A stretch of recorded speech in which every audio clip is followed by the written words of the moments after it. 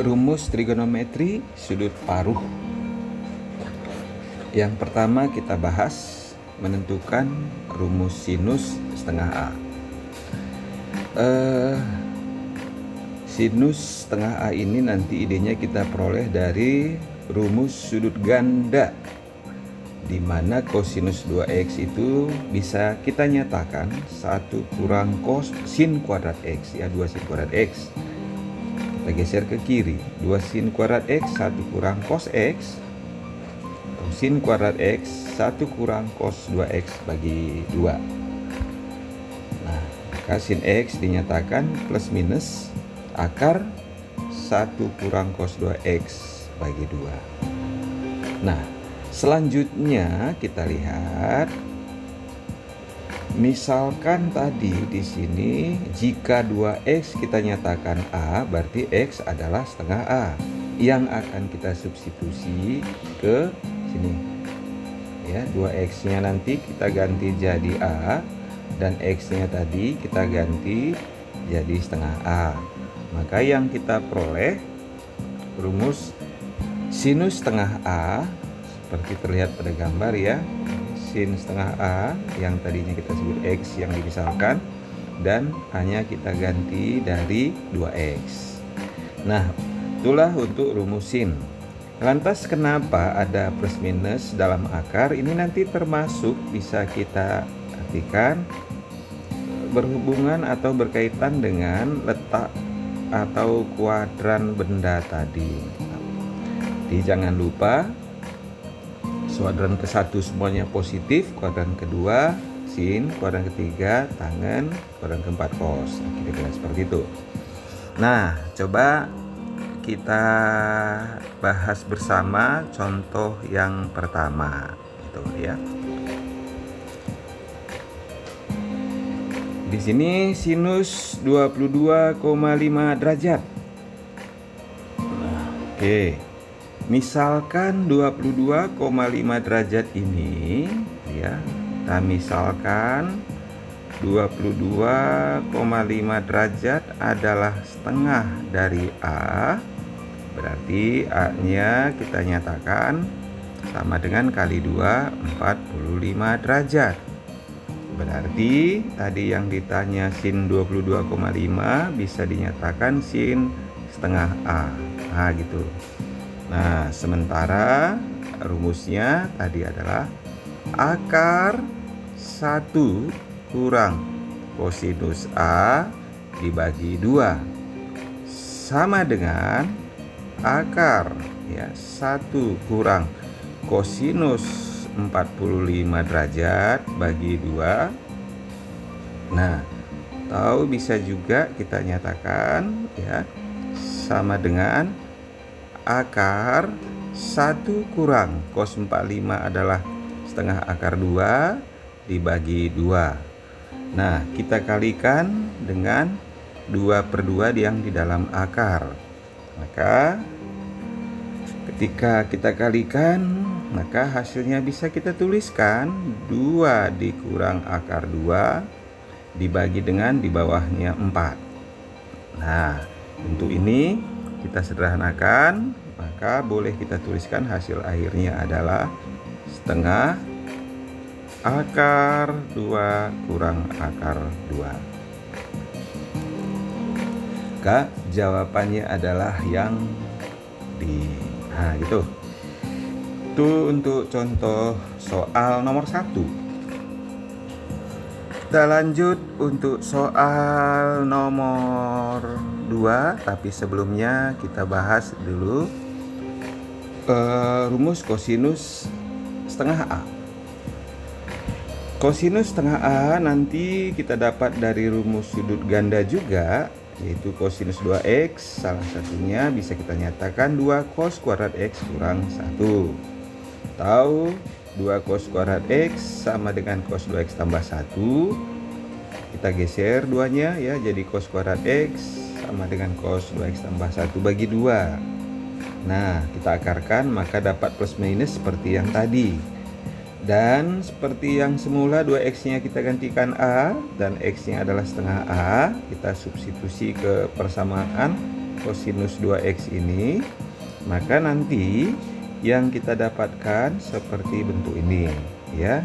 Di setengah A-nya tadi ini kita peroleh dari X, kemudian A-nya kita ganti dari 2X seperti yang di atas. Nah, jangan lupa plus minus tadi juga menyatakan kuadran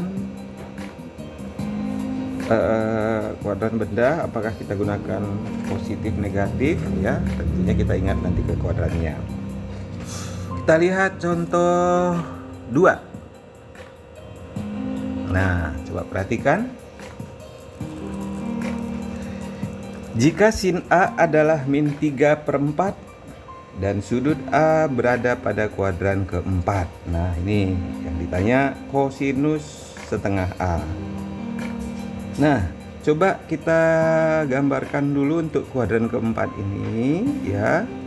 Itu nilai Y-nya positif, nilai X-nya positif, maaf, Y-nya adalah negatif. Inilah kuadran keempat. Sehingga kalau kita buat bantuan segitiga, kalau ini kita nyatakan dengan A, maka sin depan per miring, depannya akar 3, miringnya adalah akar 4. Nah, jangan lupa tadi Y-nya bernilai negatif, maka ini harus kita sertakan tanda negatif. Dan X-nya positif, ini nanti positif, yang kita peroleh akar 4 kurang akar 3 ya, teorema Pitagoras, yaitu positif 1. Nah, dari skema ini dapat kosinus A bernilai samping per miring 1 per akar 4 atau 1/2.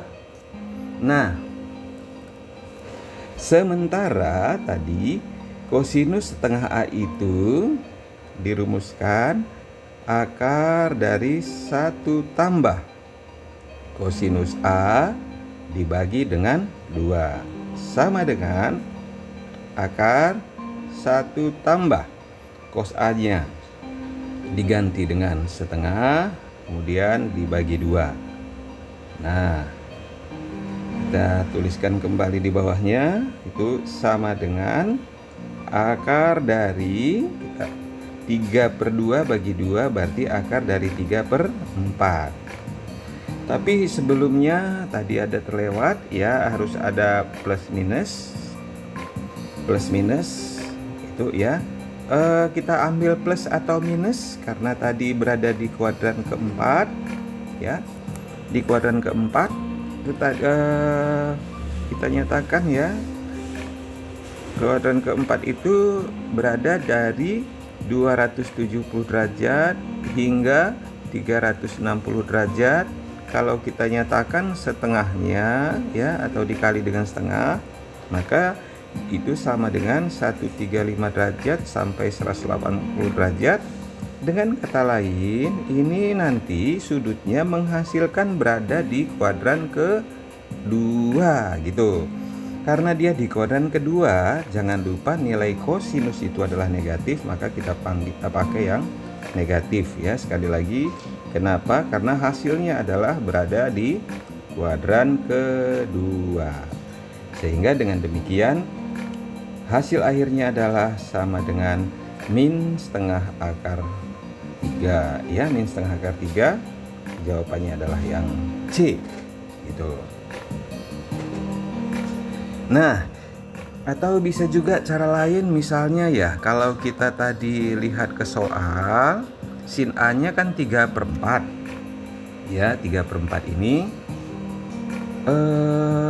kalau kita teliti lagi, ternyata 3/4 itu sama dengan setengah akar 3. Ini sudut istimewa sebenarnya ya, itu adalah 60 derajat, tapi karena berada di kuadran keempat sama dengan 300 derajat. Jadi kalau A-nya udah ketahuan 300 derajat, ditanya setengah A ya, ditanya setengah A ya, Bapak ulang. Ternyata tadi A-nya sebenarnya adalah 300 derajat kuadran keempat. Berarti setengah A-nya adalah 150 derajat. Ditanya kosinus 150 derajat. Itu berada di kuadran 2, sama aja dengan min kosinus 30 derajat Ya, min setengah akar 3. Ya, kira-kira seperti itu metodenya ya, salah satunya. Nah, yang berikutnya adalah menentukan rumus tangen.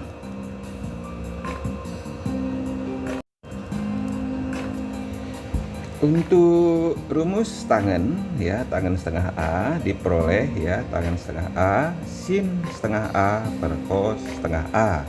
Tadi rumus sin adalah 1 kurang cos per 2 dan rumus cos adalah cos A per 2. Nah, ini kita sederhanakan, maka yang kita dapat ya di sini 2-nya habis.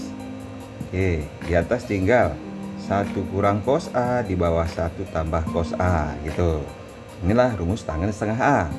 Cuman rumus ini bisa juga nanti kita siasatin dengan merasionalkannya, yaitu yang pertama kita kalikan nanti dengan sekawan bawah ya. Sekawan bawah berarti ketika kita kalikan bentuk ini menjadi 1 tambah cos A dibagi 1 tambah cos A, tapi sama-sama dalam akar ya. Ini kita kalikan, maka yang kita dapatkan nanti adalah bentuk yang seperti ini.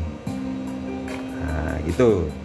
Nah, kemudian kalau kita kalikan dengan tanda kurang, maka nanti yang kita dapatkan bentuk seperti ini. Nah, sehingga bentuk rumus tangen itu ada 3 ya, 1 kurang cos A per sin A,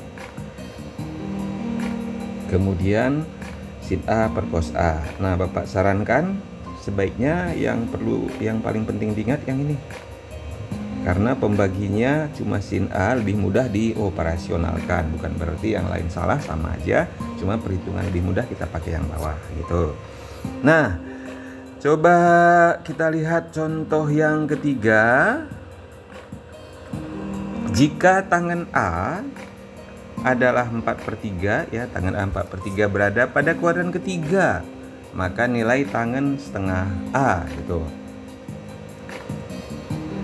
Kita lihat untuk kuadran ketiga, misalnya kalau kita gambarkan lagi kuadran ketiga adanya di sini. Nah, di mana nilai X-nya negatif dan nilai Y-nya juga negatif. Tentunya kalau kita buat bantuan segitiga siku-siku ya, ini misalkan adalah A, berarti tangennya adalah 4/3 bernilainya. Tapi dalam hal ini Y-nya negatif, berarti jangan lupa ini adalah negatif dan X-nya juga negatif. Kemudian dari teorema Pitagoras, 4 kuadrat dengan 3 kuadrat menghasilkan 5 ya, kuadrat. Diakarkan 5. Nah, maka bisa kita peroleh dari segitiga itu nilai daripada kosinus A adalah sama dengan kosinus samping per miring, jangan lupa min 3/5. Nah, itu nilai cosnya. Dan nilai tangen A adalah bisa kita peroleh, maksudnya nilai sinus A adalah depan per miring min 4/5. Nah, jadi dengan demikian ketika kita mau menentukan tangen setengah A tadi ya, bisa kita gunakan rumus tangen setengah A sama dengan 1 kurang kosinus A dibagi dengan sinus A. Hasilnya bisa kita tentukan 1 kurang kosinus A-nya tadi adalah min 3/5 dibagi dengan sinus A-nya adalah min 4/5. Nah, ini kita batasin sama dengan, saya lanjut di kanan aja, 1 dikurang-kurang 3/5 sama dengan 8/5 dibagi dengan min 4/5. Nah, hasilnya adalah min 2. Nah, itulah nilai daripada tangen setengah A adalah min 2, maka maka jawabannya adalah yang B. Nah, itulah kira-kira untuk contoh soal nomor 3. Selanjutnya ya, kalian kerjakan latihan yang ada Bapak share di kelas Google ya. Baik, sekian dan terima kasih.